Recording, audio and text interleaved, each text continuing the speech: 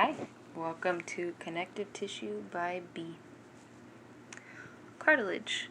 Cartilage is a connective tissue that's rigid but not as firm as bone.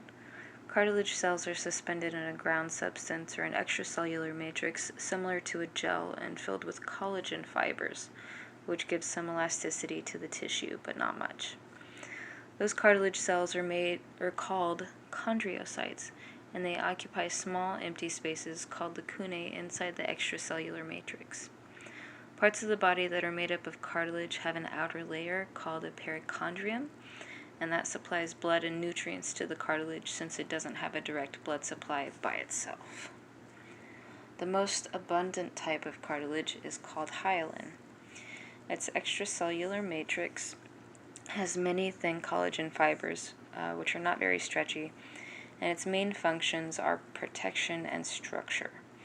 It's found on the end of bones, where it reduces friction, and it's also a placeholder for developing bone, like in an embryo. Elastic cartilage primarily functions as structure, like for our outer ears and parts of the larynx. It's the most flexible type of cartilage, with the extracellular matrix being made up of many thin, stretchy, elastic fibers. And fibrocartilage is the most firm, since its matrix is filled with collagen, which are thick protein fibers. It serves as a bumper or a shock absorber in joints like the knees or between vertebrae and the spine. Bones. Bones are the most firm connective tissue, and its purpose is to make up the framework of our bodies and to protect our internal organs. Its ground substance is made up of hard mineral salts, calcium, and collagen fibers. Bones also contain red marrow, which is where blood cells are made. There are two different types of bone, spongy, which is right there in the center, and compact. The spongy part has an airy texture, which makes bones lighter and makes space to house the red marrow. A slice of compact bone looks a lot like a sliced tree with many concentric rings.